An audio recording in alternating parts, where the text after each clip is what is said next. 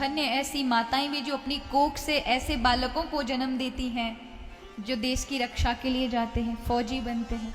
धन्य ऐसी पत्नियों को जो ऐसे पतियों का चुनाव करती हैं जो फौजी बनते हैं।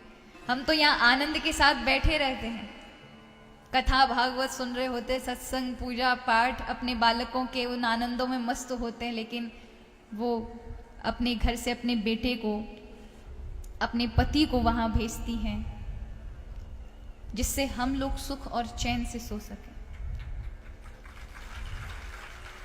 मैं ये इसलिए बोल रही हूँ, कभी कभी मुझे कई लोग ऐसी बातें करते हैं ना कि उनको तो अच्छा वो बोनस मिलता है, उनको तो अच्छी फैसिलिटीज मिलती हैं, लेकिन सुख से ज्यादा व्यक्ति की प्राणों की कीमत होती है ना। कोई व्यक्ति अपने परिवार से अलग हो जाए, वो सुख नहीं होता। सुख वो है कि भले उसे छोटा और थोड़ा मिले, लेकिन परिवार के बीच में वो अपने माता पिता, अपनी पत्नी, उन सब के बीच में अपने बच्चों को खिला सके। लेकिन आप बताइए, उन्हें पूरा साल, 4 साल हो जाती हैं, 1 साल हो जाती हैं, कभी कभी त्योहारों पे भी नहीं आ पाते, प्रेम भी नहीं कर पाते, और ऐसा जीवन निकल जाता है उनका। हमें गर्व करना चाहिए उन पर, उनके परिवारों को सम्मान करना चाहिए कि इतना बड़ा त्याग किया। बेचारों को तो पता भी नहीं, ये उम्मीद भी होती है कि हे भगवान हमारा बेटे को कुशल हो। कई जगह ऐसे होते हैं जहाँ फोन सिस्टम नहीं होते, कॉल नहीं लग पाती घर वालों को, बड़ी पाबंदियां होती हैं, ऐसी जगह होती हैं। और आर्मी की तो रूल रेगुलेशन ही बहुत होते हैं कि यहाँ नहीं जाना, ऐसे लोगों से, अपरिचित लोगों से नहीं मिलना, यहाँ एसटीडी कॉल नहीं कर सकते तुम, कहीं हमारी कोई बात तो नहीं। तो उन पर बड़ी विशेष नजर रखी जाती है जो ज्यादा ऐसी जगह पर कार्य कर रहे होते हैं या तैनात होते हैं।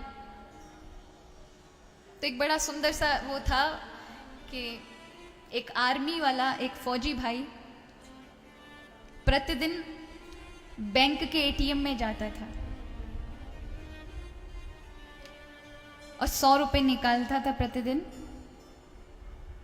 और चला जाता था। प्रतिदिन का काम था 100 रुपए डालना और 100 रुपए निकालना। एक दिन निकालता था 100 रुपए और दूसरे दिन उसी 100 रुपए को डाल देता था। एक दिन निकालता था 100 रुपए और उसी 100 रुपए को दूसरे दिन डाल देना। ये उसका डेली का कार्य था।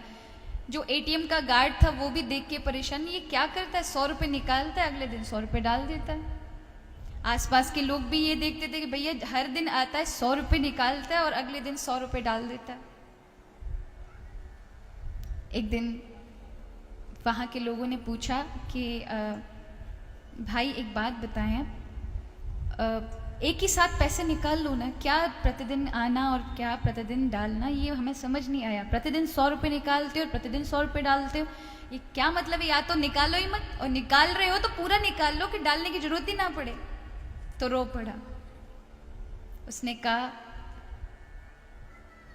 कि यहाँ से मैं मेरी पत्नी को मैं कॉल नहीं कर सकता, मेरे घर वालों को बता नहीं सकता, लेकिन जो बैंक का अकाउंट है ना वो मेरी पत्नी के उससे जुड़ा हुआ है। मैं यहाँ से निकालता हूँ तो उसके पास मैसेज जाता है, मैं यहाँ डाल देता हूँ तो उसके पास मैसेज जाता है। उससे उन्हें फिक्र खत्म हो जाती है कि मैं जीवित हूँ। उन भावनाओं को देखें जिनको ये तक पता नहीं होता कि हमारा बालक ठीक है कि नहीं है।